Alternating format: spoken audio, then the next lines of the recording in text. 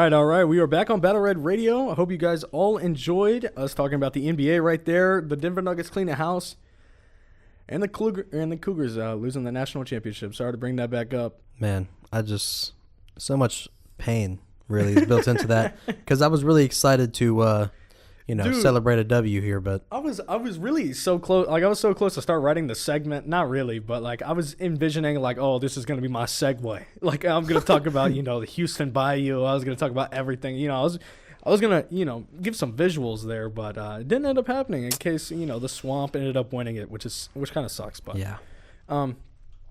With the national championship just happening yesterday, we have another very exciting championship.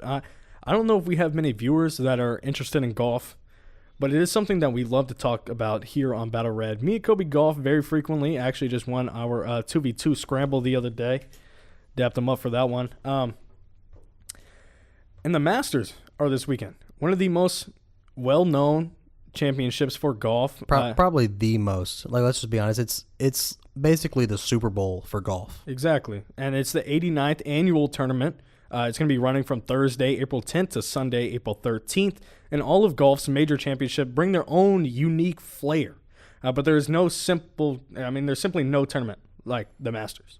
Like you said, it is the Super Bowl. It's the national championship. It's the finals. It's everything for these golfs. The thing I think is so interesting is like the golf season is very long. There's 4 majors. We got this one, and then there's the U.S. Open, the Open, which is played in Europe, and then the PGA Championship. And the Masters seems like it would be the last one, or one of the last ones, because it's so prominent and so well known. But the fact that it's played early, honestly, to me, kind of gives it its own mystique, because it's played like 10 or 12 weeks before any of the other majors are played. Well, I would assume that it's played. Not arguing, because I agree with you there that I do like that it's played so early, but this is some of the best time to play golf. Early spring, grass is looking nice, especially at Augusta National. That is some of the best green that you're ever going to see in your life. It's good. It's good stuff. And if you're not into golf, this is a perfect time to watch golf. The Masters is amazing stuff. There's a lot of storylines that are coming through here that we're going to be talking about. What are some of your favorite iconic moments? How can we forget Tiger's return to glory, 2019? It was his 15 years or something like that between Masters tournament wins, and that is just beautiful. Bubba Watson, there was a shot that he hooked, genuinely 40 yards. He was out of bounds in the pine straw, hooked it 40 yards around the tree, landed on the green, around some trees, landed on the green. Phil Mickelson. He's had a couple of iconic shots because Philly Mick always just pulls something crazy out at the Masters. Yeah. I feel like that's the one thing that I know about Phil is that he's going to just hit a ridiculous shot. He's obviously one of the greatest golfers of all time, but he's known for that abnormal. He always goes for the hero shot, and like a hero, he always makes it. Exactly. So just give it a little bit of a preview on what to expect. Unfortunately, we all know there was that Hurricane Helen that hit the Carolinas in Georgia earlier. Was it? It was last year. It was last year, yeah. So late 2024. Augusta National suffered significant damage after this hurricane, which tore through the parts of Georgia and Carolinas, like I said. And the area around Augusta was hit especially hard. There was a lot of trees down on the course, most notably the iconic 16th hole, which I know is something that you're looking forward to. Look, the thing about Augusta, it's got some of the most beautiful greens and most beautiful fairways. There's a lot of hills and a lot of undulation, which you really wouldn't expect in like the middle of nowhere, Georgia, right? But the guys picked out a great piece of property back in the 1930s, and normally they just get hit with some like bad floods or whatever. This is the first really major hurricane to come through, and it did a lot of damage, but Augusta does a great job of repairing things. And from what I've heard or seen on Twitter, really, because Michael Kim is a golfer who posts a lot on Twitter just about everything. He was invited to the Masters this year, and he's been posting about his practice rounds, about the course conditions, and it is a little bit softer right now. They did have a pretty heavy rain on Monday, but I'm guessing by the time we get to especially Saturday and Sunday, the course is going to be exactly how they want it for the tournament. The guys they have a very unique way of watering their greens to make it exactly how they want it: wet, dry, firm, hard. They're freaks out there, and probably on Thursday and Friday it'll be a little soft, but Saturday and Sunday it'll be perfect conditions. Yeah, I mean, like you said, I mean, Augusta has a really quick turnaround time when it comes to, any damages or any abnormalities in their courses. And I mean, you put in the notes an example of this. I mean, Phil Mickelson, who we were just talking about, saw a tree fall on the back 9 when he was on hole 11, and by the time he got to hole 18, the tree disappeared. Yeah, I mean, they had already picked it up, taken it off the course and everything. So they're quick with their stuff. On top of that, they had also resodded the fairway and made it ready to play again. Like, genuinely, it's not even probably 2.5 hours for Phil Mickelson to get through a back 9. And that quick to take a whole tree, get it chopped out, get it moved, get the fairway replaced is just one small idea of how, in tune everything is at Augusta. Exactly. So that's how the courses are looking. I mean, some beautiful stuff. I would love to go there one day. Is it unlikely? Look, the thing is, there's a lottery. Every year, your chances are 50-50. You either get it or you don't. So you might as well try, right? It's I don't know if it's a true 50-50. But what are the options? You get it, you don't. Well, so what are the odds? 50-50. Out of probably, let's guess, like 50 million people. I don't know if it's that many. But look, the thing is, about the lottery tickets, the way the tickets at the Masters is set up is very weird. All, basically, of the Saturday and Sunday tickets are already owned by people who are, like, grandfathered in through their parents or whatever being, like, having those tickets whenever they were available. And they're not available to the general public. If you do win the lottery, you're probably just going to see a practice round on Monday or Tuesday or Wednesday. Oh, wow. So you might get lucky enough to get a full round on Thursday or Friday. Those are very rare. You're basically never going to get one on Saturday or Sunday. Yeah. So some of the important storylines, if you want to watch the majors or the Masters this weekend, Scottie Scheffler, who is renowned as probably one of the most consistent golfers of our era currently in golf, like the resurgence of golf. He's one of the top guys. He's been struggling with his putter as of recent, which is something that a lot of people are kind of knocking on him here, even though I think he's the favorite heading into this, right? Correct? He is the current favorite. He has plus 450 odds, which in a golf setting seems like anywhere outside of golf that seems like a crazy number, but in a golf setting that's a very honestly good odds. Those are great. And honestly, I understand why. He's won 2 of the last 3 Masters. He's going for his 3rd Masters, going for his 2nd in a row. He would be the 4th golfer all time to go back-to-back if he wins this year, joining only Jack Nicklaus, Nick Faldo, and the great Tiger Woods, of course. Did he only not go 3 for 3 because he took a season off? No, he played in 2020, or he was at the Masters in 2023, I think it was. Yeah. But he just didn't have his best tournament. And that's just how it is sometimes. But, I mean, Scottie is just so dominant. Like this year, for example, he hasn't even won a tournament so far. He's played in 6, doesn't have any wins. But he has 3 top 10s. He finished tied 2nd at the Houston Children's Open, which was his last tournament before the Masters. So, even though Scottie was not as dominant, or hasn't been as dominant as he was last year, like last year he won and won and won and won and won. It was just ridiculous. He obviously couldn't do that again. There's going to be some regression. He's still amazing. He's 10th in the FedEx Cup points. It's hard to bet against Scottie going for his 3rd green jacket. It's that putting game, though. That's why a lot of people are starting to doubt him. A lot of people are starting to pick the guys that are under him. Like either it's Rory or it's Jon Rahm or Bryson or Colin Morikawa. Yes. Exactly. The thing I will say, though, about Scottie Scheffler is he plays golf safe. A lot of his approach shots are going to be not directly at the flag. He's going to have a lot of long putts, and that's why he has a higher 2-putt percentage than anybody. But he also has a higher greens hit percentage than anybody. Yeah. So it makes sense that whenever you hit more greens, you're going to have more two putts. That's why I'm not as worried about his putter, but at Augusta, man, those greens are ridiculous. You better have that putter locked in. It might be some left to right to left to, back and forth kind of action, some zigzag stuff. So the movement and the slopes on the Augusta greens are some of the most devious in golf, and you don't really see it until you start to really watch around and see how those balls move, because it's like putting on glass out there. Yeah. Another one, which is actually my favorite storyline coming into this one, and I'll tell you guys a little bit more about that at the end of this segment, but it is, can Rory McIlroy finally earned that elusive green jacket? He has been playing in the Masters, since he's became a pro pretty much.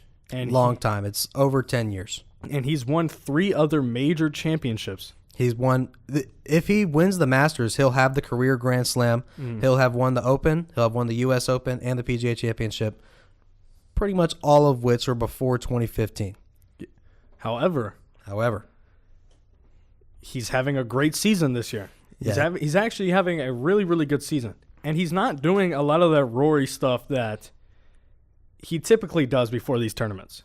Yeah, first off, he's probably been having his best season since those 2014 major championship days.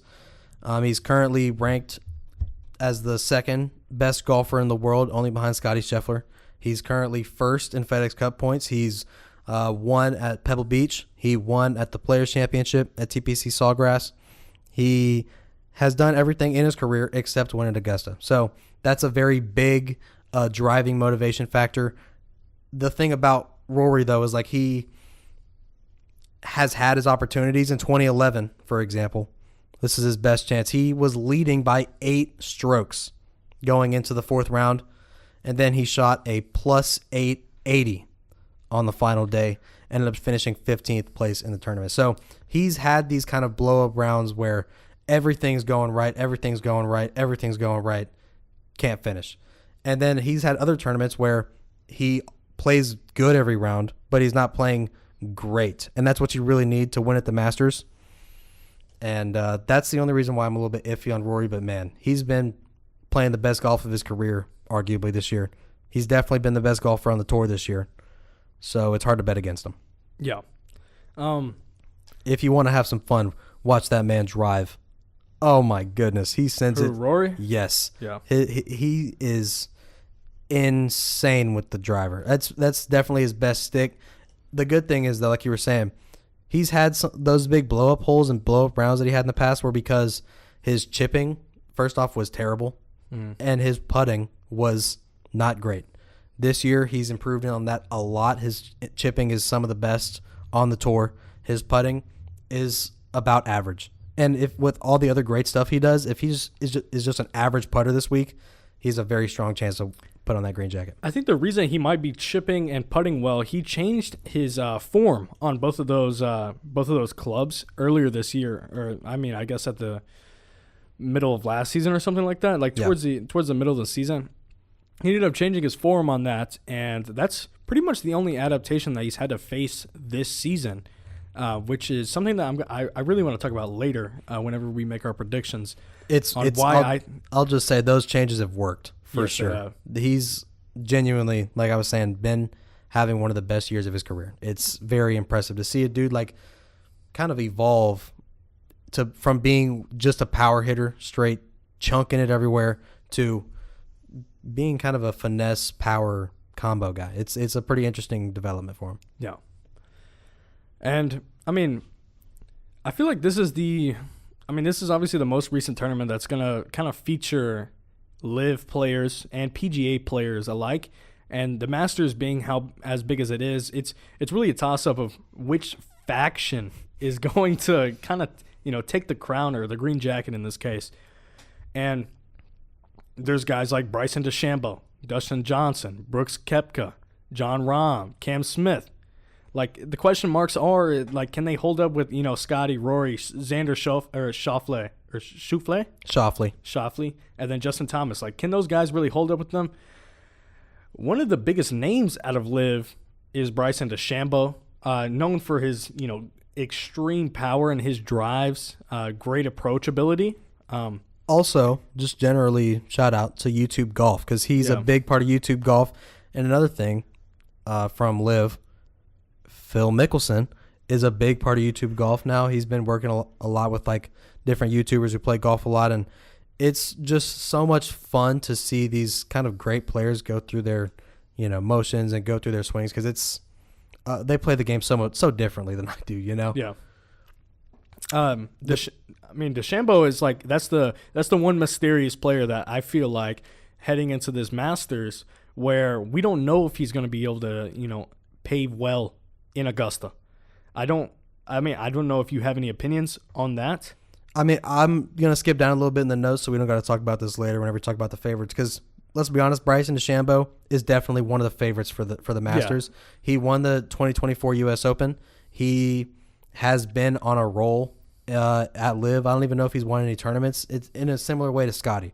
He hasn't won anything, but he's been very, very, very hot. And he's been playing a lot, not just with LIV, but also with YouTube Golf, right? He's been playing a lot, getting a lot of rounds in. So the thing is, at Augusta, he hasn't had the most success in the past. Is that because of his putter? I was going to say it's genuinely because of his power. Like early in 2021, the course was very short, and he had one of his worst performances there. It got extended, and what do you know, in 2022, he made the cut. He finished in the low 30s.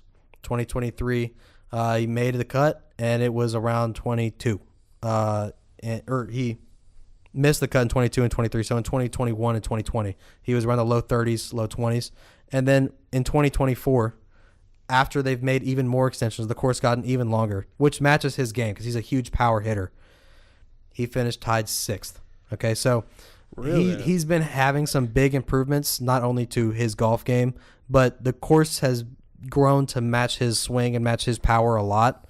So Bryson DeChambeau is definitely, in my opinion, he's the favorite from LIV to win the Masters, but don't sleep on guys like Brooks Koepka. Okay, he won 2 majors in a year. So somebody eventually is going to go for the major or the Grand Slam in 1 year, winning the Masters, the U.S. Open, the Open, and the PGA Championship. Brooks Koepka, in modern memory, is the closest one to do it. Yeah. So there's a strong chance he could win. Jon Rahm is the only guy to break up Scottie Scheffler's dominance at the Masters. He's at LIV. He could win. Cam Smith tied Bryson last year for 6th. That's another guy who could absolutely win this year at the Masters. So will they match what the PGA tournament guys do? I don't know. It really doesn't matter. It matters who wins. If a LIV guy wins, the LIV is definitely going to own that for the next whole year. But if PGA wins, it's just going to go business as usual because they expect to win. So I would be very surprised, I'll be honest, if Bryson wins. But it's going to be a lot of fun, again, to see these guys play with on the same course. Yes, right? Like I'm so tired of having to jump between channels or jump between days or whatever just to have to watch the best golfers in the world. Why can't we just watch them on the same course? It's annoying. Hopefully they have a merger. That'd be amazing. There have been rumors about a merger.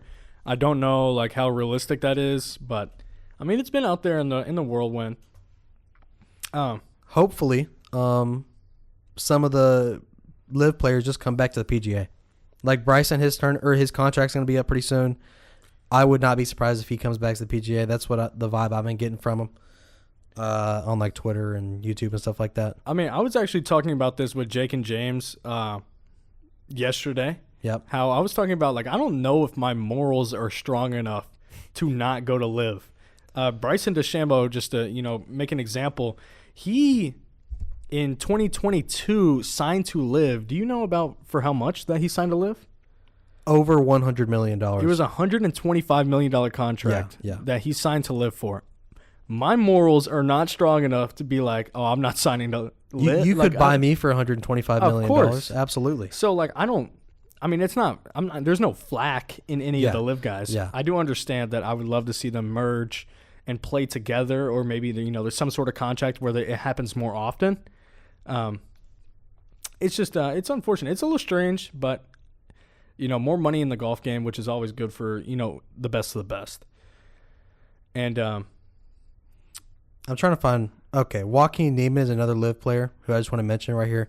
He received a special invitation to last year's Masters, which is rare. Never happens. He's a Chilean golfer coming up in LIV. Again, he received another special invitation this year. Just a name to keep out for, okay? Mm-hmm. He's been very good this year on the LIV tours. I'm interested to see what he does at the Masters. Just a name to keep in your mind. Yeah. I kind of want to move on to our favorites here, if that's okay with you. Absolutely. I'm going to try and not to speak on some of the guys that we've already spoken on lengthily. We could just go quickly through. Yeah, we could go a little quickly. So, obviously the favorite, and one of the favorites that we have on our list is Scottie Scheffler at plus 150. We've already mentioned, this guy's shown that he can be as dominant as can be, as one of the best of all time. So, yeah. Scottie is obviously top of the board there. His last year, I'll just say it again, was genuinely one of the best golf years of all time. There's no reason he can't perform at the Masters this year. Yeah. And then Rory sitting right behind him at plus 650. He has the second best odds according to Vegas.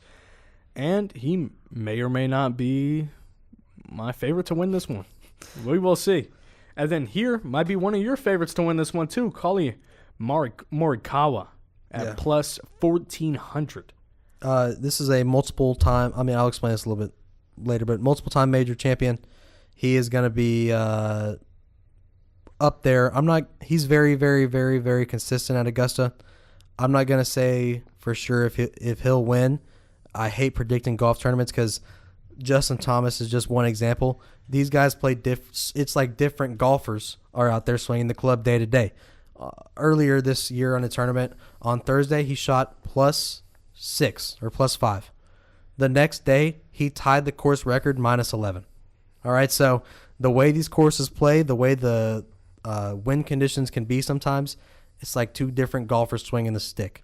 That's why I don't like predicting golf tournaments. However, I will be very confident saying Colin Morikawa is going to be up near the top of the leaderboard. And you think that's because he is so consistent? That's kind of something that you just mentioned, is that you love his consistency? You need consistency to be near the top at Augusta for sure.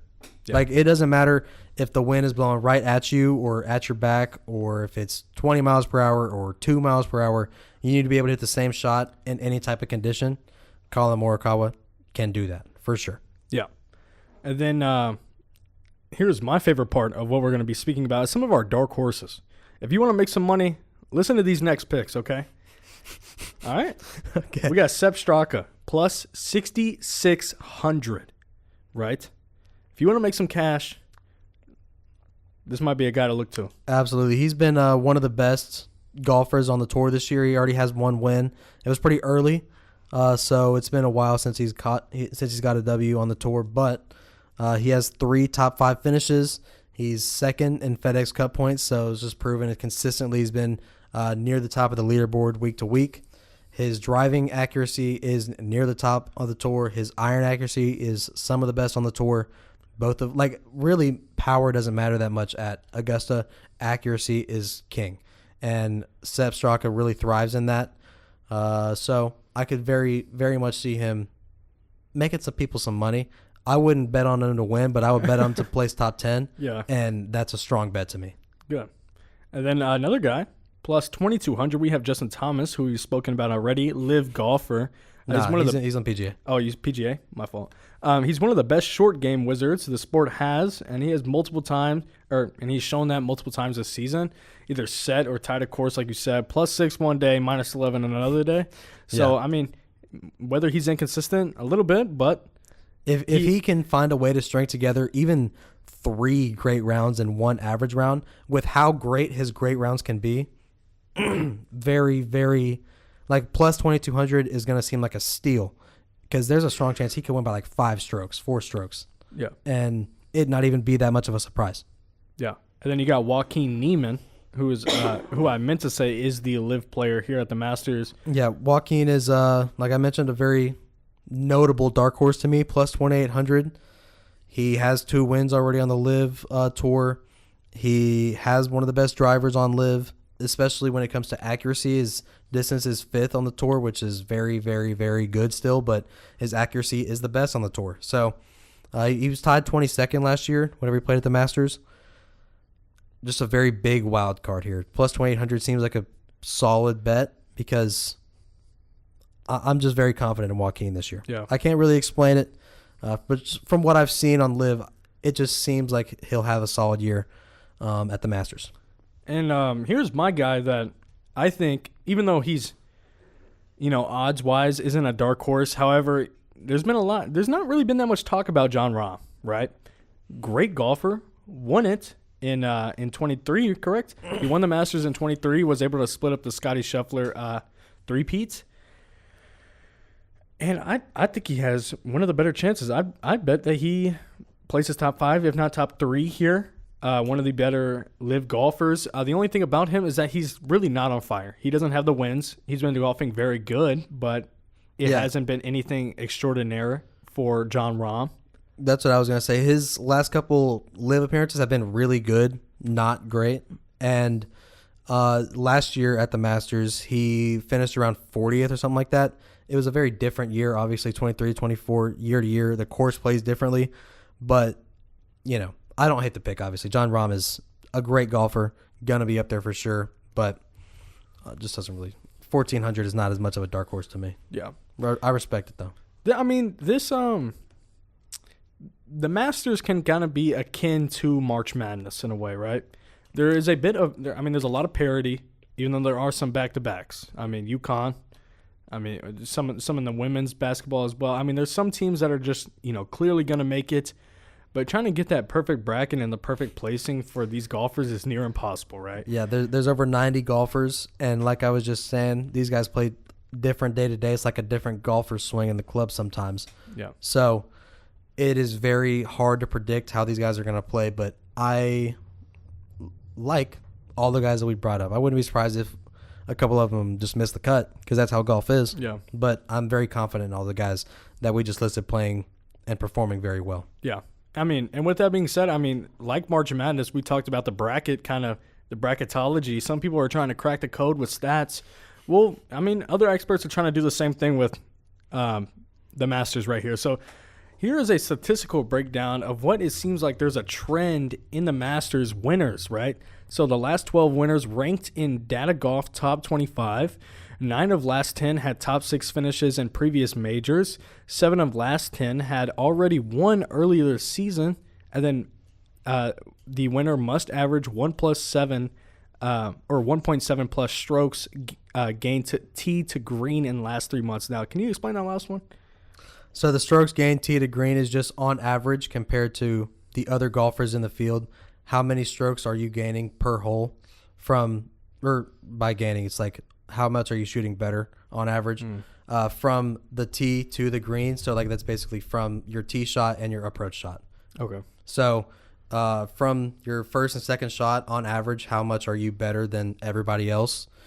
1.7 is a very, very, very good strokes to green score. And that's really why I like Colin Morikawa, is because his driver is not great distance-wise. Accuracy-wise, it's amazing. He's basically a 90+% fairways in regulation. And then his iron game is amazing. He's like 80+% greens in regulation. So that's the main stat I like for Colin Morikawa. He doesn't really fit in the other things. He hasn't won this season. But also, like Scottie Scheffler hasn't won this season. So yeah. That winning this season is a big taken out of a lot of players. But honestly, previous success in the season kind of dictates how you're going to play in the Masters. So exactly, it's not a bad thing to include. So based on the stats that I just said, the final 5 eligible based on these are Rory McIlroy, Russell Henley, Hideki Matsuyama. Thank you. Sepp Straka, and then Min-Woo Lee, who just won in Houston last week, 2 weeks ago. 2 weeks ago. So and I only one previous Masters winner on this list, Hideki Matsuyama. Mm-hmm. So by this projection, we're going to get a new Masters winner this year, and it would that would make me very happy. Honestly, I don't want to see another Scottie win. As much as I love Scottie, like, bro, you're not Tiger, so we don't want to see it, bro. Let's give some other people some. I don't even want to say give. I want to see some other people take a Masters jacket away from Scottie. That's really what I want. Yeah. Well, I mean, with that being said, with the stats and everything, I mean, I'm excited to give my prediction of who I think is going to win. Yep. And that's Rory McIlroy. Absolutely. It's the Masters. It's Rory. He has to do it eventually, right? Like, it has been so long where he's competed for this Grand Slam. And something has to fall in place that ultimately breaks that dam for him, and he gets that green jacket. And this might be his best chance in so long, like you said, since 2011 to do so. And I read in an article that before his recent major, before his recent Masters, Rory would claim things like, "Oh, I changed my putter this year. Oh, I'm on a new diet this year. I'm only eating fish. Oh, I'm only drinking red wine on Tuesdays this year. I think I'm gonna do better." But this year, it's been crickets from him. Like, there's been no, like he's had soft tissue issues in the back, like in recent years. That's kind of like gone out the way. I mean, he seems like he's, like, other than that adaptation where he's changed his form with his putting and his wedge game. Yeah. Earlier this season, he's kind of figured that out, and he's not really spoken about it since then. So I think that's been more natural for him. This is the year. Now, I don't know if I want to get emotionally invested into this because if Rory inevitably, if he ends up losing the Masters here, I'm going to be very upset. Yeah, imagine if it's in a way where he's up strokes in the fourth round and then Scottie Scheffler. No, not even Scottie somebody Scheffler else climbing. He implodes. Could you imagine? He has another +8 final round. I wouldn't get invested in this emotionally, bro, because it's going to hurt if he collapses. When he collapses. I mean, I think it'll be fun, though. I think it'll be fun to get invested. I mean, 2 heartbreaks in a week, I can deal with. it. The thing I love about Rory, all right, I'm going to love talking about any of these golfers, but he has a lot of motivation to do it this year, and it's very obvious of that to me because this last week the PGA was up in San Antonio, and he did not go up to play in that tournament. Instead, he took a couple days up to go home to Europe and then went down and got a bunch of practice rounds in at Augusta. Okay. Before he came to Houston to play at the Houston Open, he went to go get a practice round in at Augusta. So he's obviously... He's locked in. Yes, he's like extremely locked in on trying to get that gold jacket or green jacket this year. So I am excited is the best word to say it, to see what Rory does. Eager. Yeah, it's either going to be very, very great or it's going to be an amazing implosion. Okay, chill.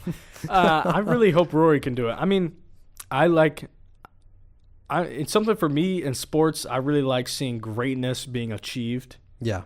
By certain players, not all. But if I were to see Rory achieve like such a great feat as a Grand Slam, it'd be amazing, especially in this era where, golf is now resurging. Viewership is up. Participation in players are up. People are trying to start it as their everyday hobbies nowadays. And, like, you get to – this is, like, really your first Masters for, like, to watch all of them and stuff like that. Yeah. So to see that would be pretty cool. I agree. Yeah. My pick, I've hinted to it a lot. Give me Colin Morikawa. I love Rory.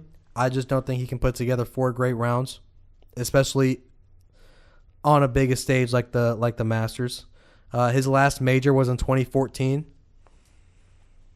Phil Mickelson and Tiger Woods have both won majors more recently. That's just kind of crazy because they're both like 40 plus, 50 plus now.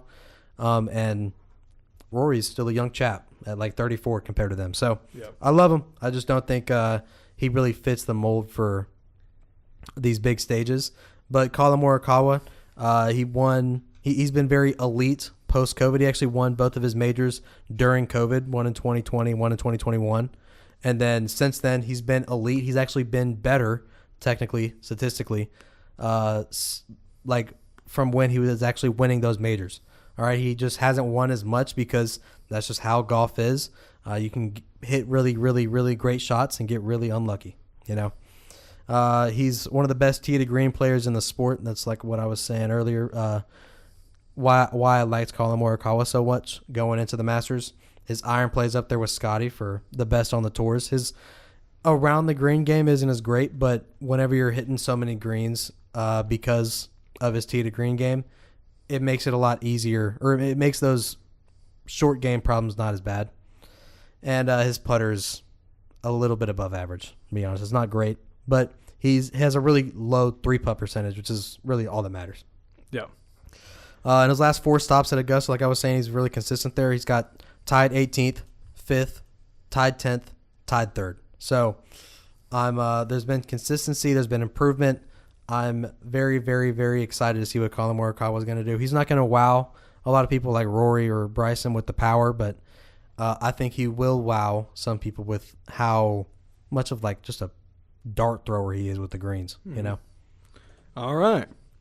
With that being said, I got Rory. Kobe's got Colin Morikawa. That was our Masters preview. If you join the show on Thursday, we will probably be talking about it, right? I mean, the first day of golf will be done. I'm very excited to cover that first round for sure. I think I'll have it on in my classroom, and my students will probably get annoyed with me talking about it, but who cares? It'll happen. With that being said, we're going to hit our half-show music break. We're hitting it a little bit late. It's 7:11 right now, but we're going to make it quick. Hope everybody's enjoying. When we get back, we're going to have the Battle Red Radio way too early college football top 10 rankings. I hope you're looking forward to it. See who we have ranked in.